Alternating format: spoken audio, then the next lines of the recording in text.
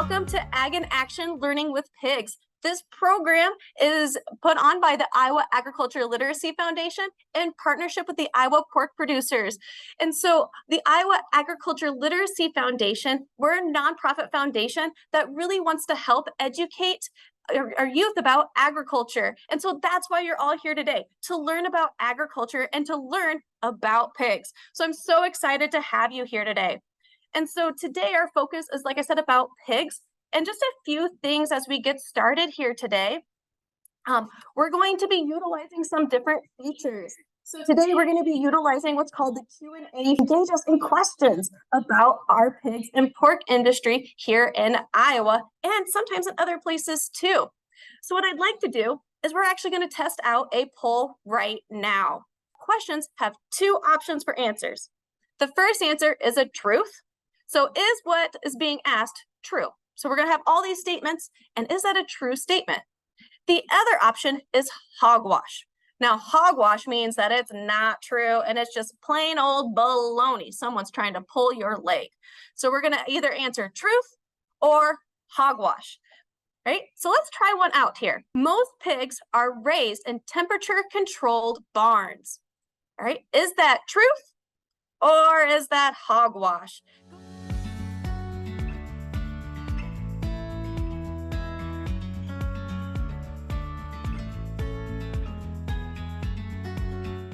So throughout today, we're going to discover this and explore this, right, on a farm. And it's actually Todd Wiley's pig farm. And so Todd actually provided us a video to watch to get us used to and ready to see his farm. Good morning, everyone. My name's Todd Wiley, and my wife and I own Interstate Swine LLC. We're happy to have you with us today. It's a great opportunity for us to provide you some education and see what we do for a living. Our farm is located in northeast Benton County, about a half an hour north of Cedar Rapids, Iowa.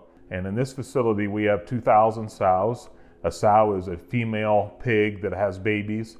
So on this site, we have 7 employees. We take care of those pigs every day of the week. There's always somebody on call, somebody on staff here taking care of the mama sows and also the baby pigs as well. One of our biggest challenges with having pigs is we work very hard at biosecurity to keep viruses and germs and bacteria that we don't want in our buildings. We work very hard in order to keep those germs and bugs out of here. You come in the door, kick your shoes off, and go through a shower where you actually strip down, hang your clothes on one side of the shower. You walk through the shower, do the showering just like you'd shower when you go home tonight.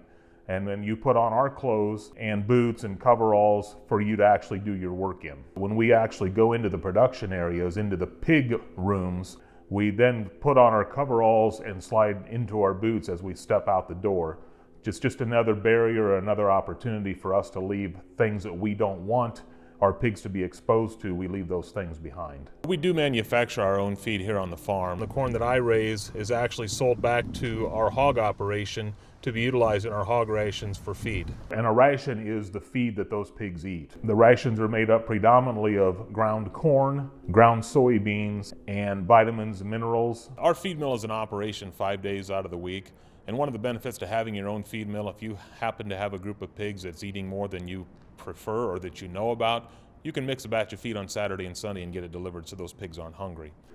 Pig farming is a very sustainable occupation. The manure that our pigs create is actually stored in the basement, so to speak, of our buildings. We call them manure pits. That manure is accumulated there, and then once or twice a year we will actually remove that manure from the pits of the buildings and apply it to our farm fields, and so that actually provides a nutrient for our subsequent crop, for next year's corn crop as an example. There are a lot of pigs in the state of Iowa. In fact, pigs far outnumber the number of people in our state, and that's a good thing. There's a lot of pigs in Iowa that create a lot of nutritious, delicious, and wholesome pork for you folks to eat.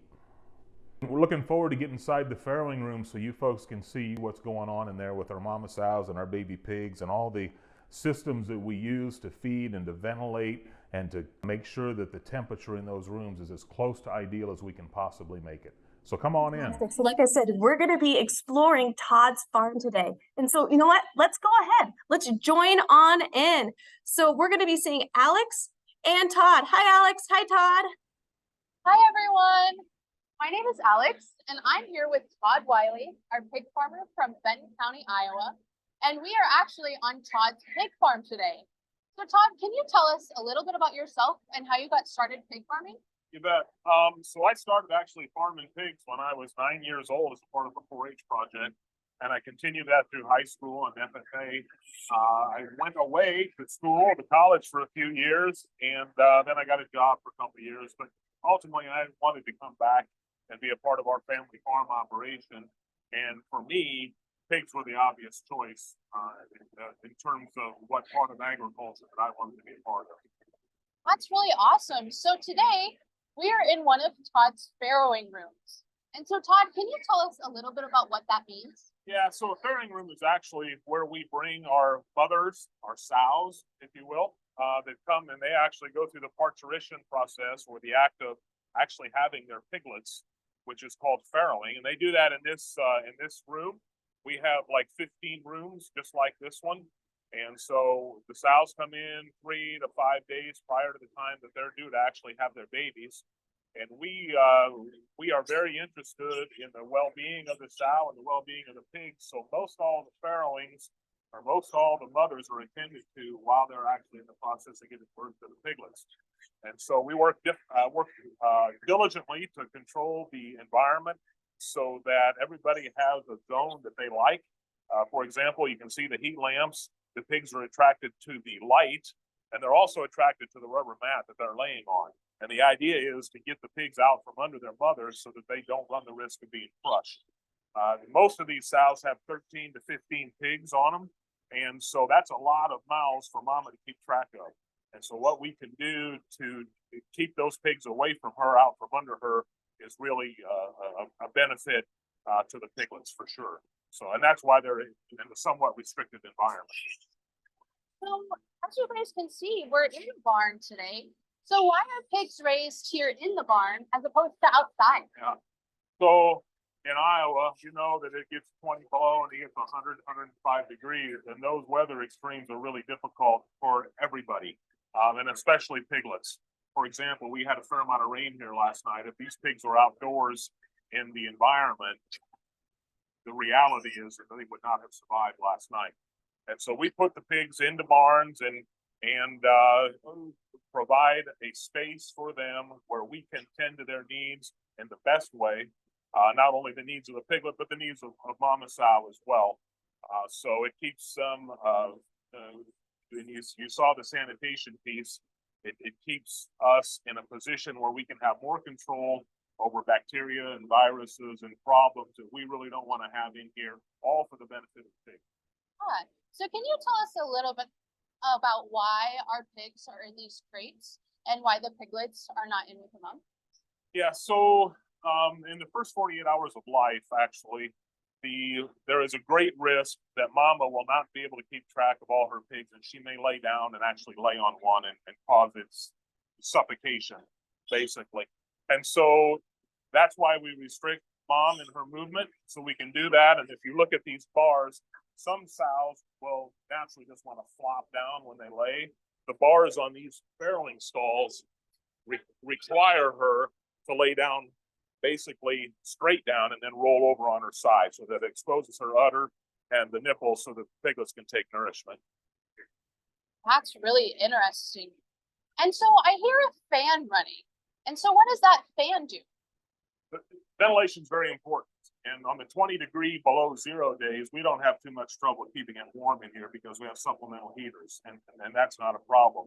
On the days where it's warm, 100 degrees or whatever, we do have more challenging times to get this environment the way we want it. The fans are designed and set up on basically a computer control that as the temperature increases, the number of fans kicks on. And if you look at the air inlets, you can see when a fan kicks on, it'll actually open that air inlet up more and allow more circulation of fresh, clean air into the room as it exhausts the air that's more stale, the air that has higher humidity, and gets that out of the building.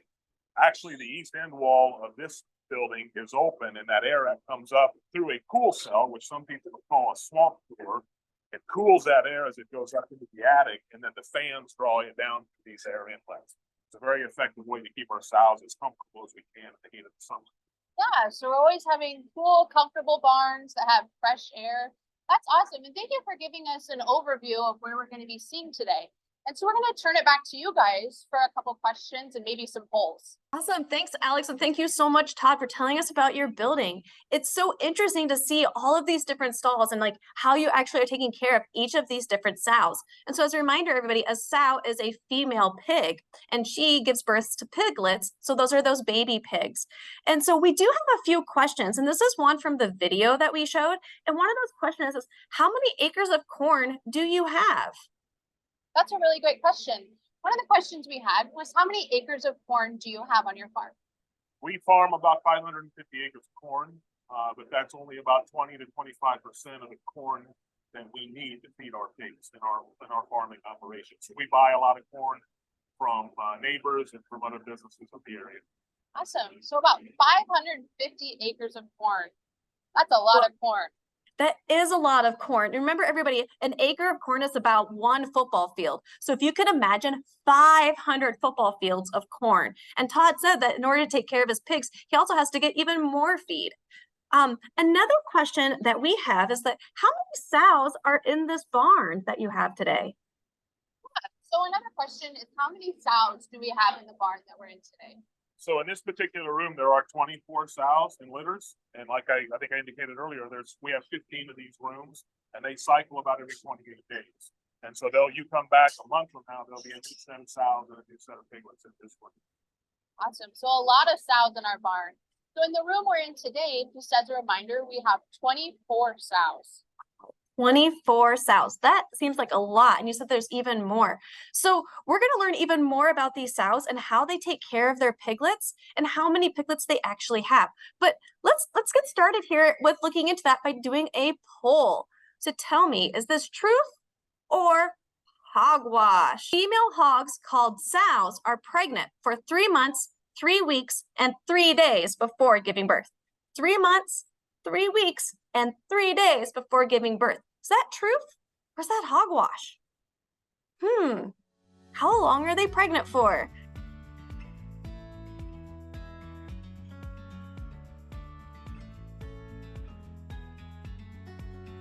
That is actually a truth. Our female hogs, which are called sows, are pregnant for 3 months, 3 weeks, and 3 days before giving birth. That's really helpful for Todd and all pig farmers because it helps them plan how and when their pigs are going to give birth so they can start taking care of them even more and paying even more attention to that. Right? Let's try another one. Let's do another quick poll here. A newborn piglet is approximately the same size as a human baby. Is that truth or hogwash? And I'm not going to tell us that answer because I'm going to send it back to Alex and Todd so they can talk more about the sow and the piglets. So we're going to talk a little bit more about our sows and our piglets. And so notice these cards that we have with each individual sow. And can you tell us a little bit about what those cards are and what they can tell our farmers? You bet. So this is basically a historical component of her, so we know more about her. On the front of the card, it indicates that she's in group 26. This is actually her 4th litter. Okay, that's what that means. And we'll have sows that will have as many as 7, 8, maybe 9 litters if they continue to be productive and work with us well. That's her identification number. This is the day that she farrowed, along with her farrowing information, what barn she's in, what location she is in, and she had a short litter. She only had 8 pigs. So the staff here, and we're very grateful for our staff on our farm because we got way more work to do than I could get done.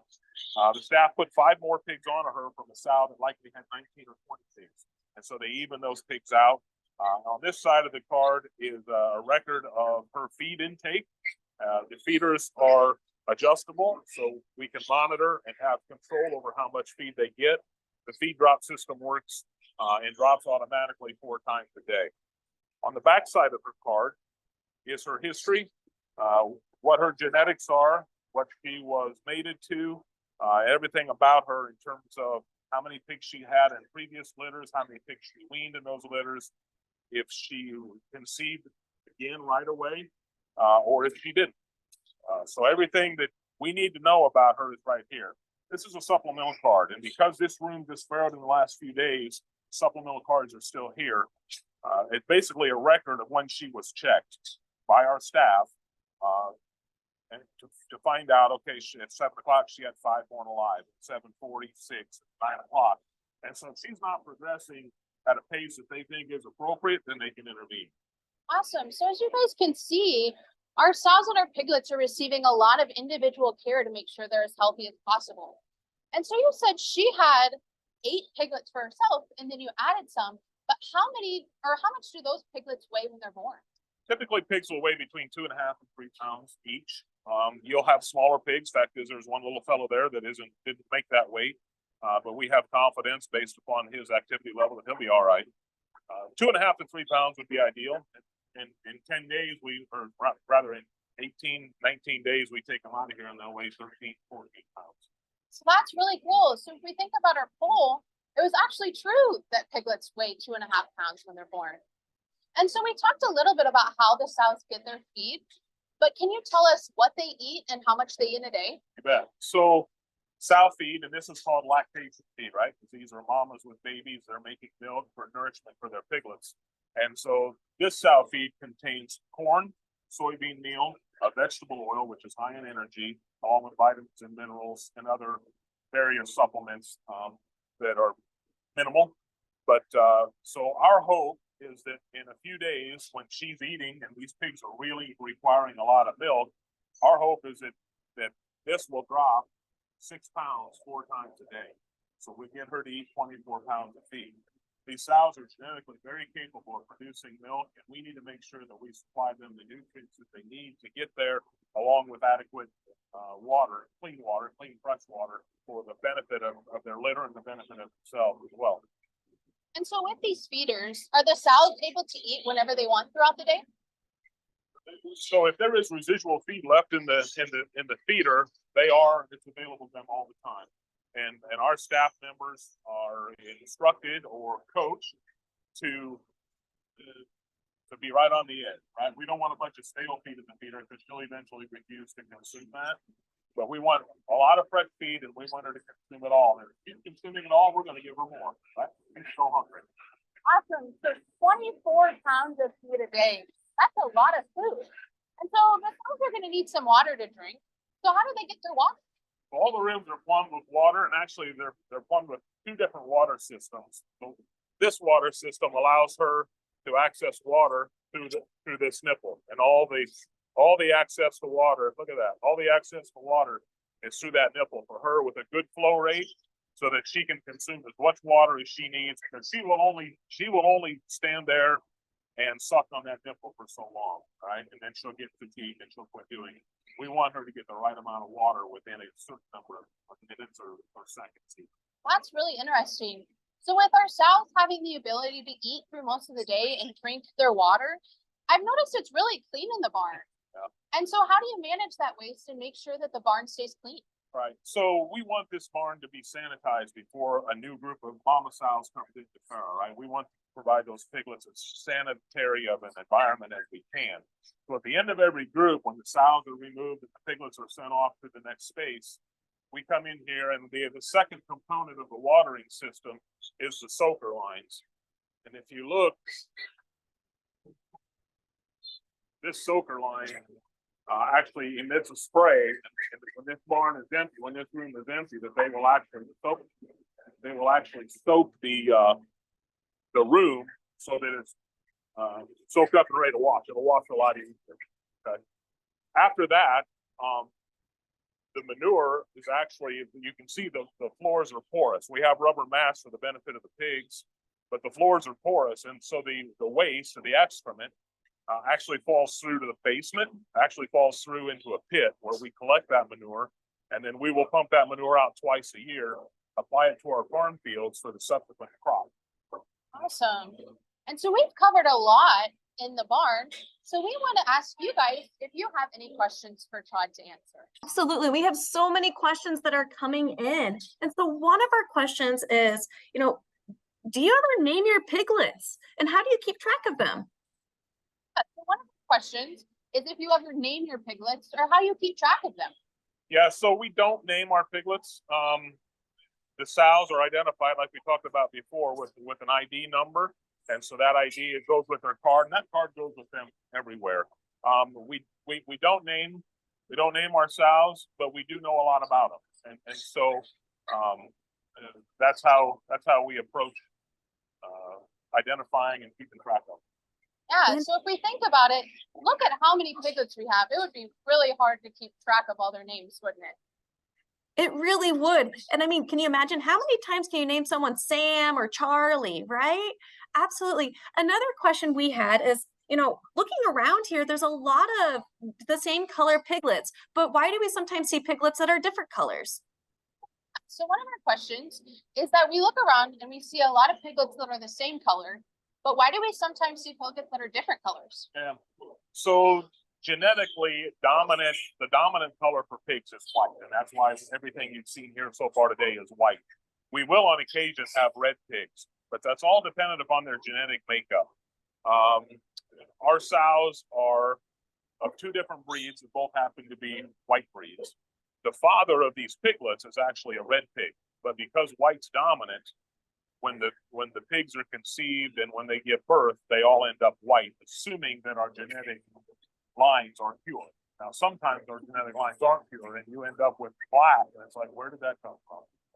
Yeah, so as Todd said, these piglets, their fathers are red, but the piglets are still that pinkish white color, and that's because that color is actually dominant in pigs. So their moms are still that white and pink color, so they're carrying those dominant traits, which is why our piglets are that color. Interesting. That's really neat too, to see like all that different color and like how that can come out in genetics as well. So one last question that we have, and remember everyone, we're not gonna be able to get to everyone's questions, but we'll be able to follow up to answer all of your questions because they're so great. But another question we have is that how old are the sows, and what happens to the piglets after they're done being in the farrowing building? One of the questions was how old are the sows that are in here, and then where do the piglets go after they're done in this building? Yeah, so the age of the sows is variable, just based upon when they came into our farm. A gilt, which is a young female that has not had piglets yet, would typically have her first litter at about a year of age. And so these sows in here are at least a year old. I think the oldest one I saw was maybe a fourth parity. So that sow is probably like 3 or 4 years old. We will run them. If they are capable and functioning well, we'll continue to provide for them and utilize them up until like the 8th or 9th parity. And in that case, those sows are probably more like 4 or 5 years old. Interesting. And so where do our piglets go after they're done in this room? Right. So at about 18 to 20 days of age, we'll remove mom, and then at the same time, we will take the piglets off to another farm, to another site. And some of these pigs, depending on which week it is, some of these pigs will go to what we call a nursery, where it's very much like this in terms of its design is tailored exclusively to handling that young of a pig in terms of nutrition and facility both. And so they'll go to a nursery and they'll stay there for 49 or 50 days. And at that point, then they'll be moved on to a larger facility where they'll have more space. Some of these pigs, and we did this week, the pigs we weaned this week actually went to a wean to finish farm. And so in that case, they go in there as a 13 or 14 pound pig, and they'll stay there 180 days roughly until they're ready for market. They don't have to relocate at any time. Awesome. Those are some really great questions. It really was. Thank you so much for answering those questions. But so now that we know that where these piglets go afterwards, the next step a lot of times for our pigs is to go to market, and then they get processed. So how big are your pigs when they move on? So our next question is, how big are the pigs when they're ready to go to market and they're ready to move on? Yeah, so when they leave here, they weigh 13 to 14 pounds. If they go to a nursery, they'll stay there roughly 49 or 50 days, and usually they weigh about 52 to 54 pounds coming out of a nursery. At the market weight, those pigs will actually weigh about 280 or 285 pounds. That would be our ideal right now. But they'll do that within 6 months. So, these pigs have great appetites and they grow well, and it's fun to watch them. Awesome. So as Todd said, when the pigs are ready to go to market, they weigh about 280 to 285 pounds. That seems so big. And you have to realize, everyone, that our pigs provide a lot of different things for us. So they don't just provide us meat, but they provide us many other things, such as art supplies. They also can help provide us things for like medical supplies as well. So pig heart valves can be used in humans. And so our pigs in Iowa can help not only Iowans, but also the whole US and even the whole world. So our pork production and our pork industry here in Iowa is very important. And so we need to wrap up here today because we only have about a minute left. So I just want to switch it back over to Todd and Alex. Awesome. Thank you guys for joining us today. And thank you, Todd, for having us on your farm. It's a pleasure to be here. I'd like to thank the Iowa Ag Literacy Foundation and the Iowa Pork Producers Association for including us in this activity. And I would like you all to know that we do make our living from this, but the reality is that even when we're not making money doing this, it has no bearing on the impact or no bearing on how we handle and take care of our piglets. And so I'm glad you can make it. Well, and thank you so much, Todd. Thank you so much, Alex. And thank you so much, Iowa Pork Producers, to help us out and putting this on. And thank you, our person behind the camera, Tina, who's done a fantastic job. And also, again, thank you all so much for joining us today. If your questions weren't answered, don't worry. We'll definitely get to them and send them out. All right. But thank you all so much for joining. And we hope you had a great time learning about how pigs are raised here in Iowa. Thank you so much.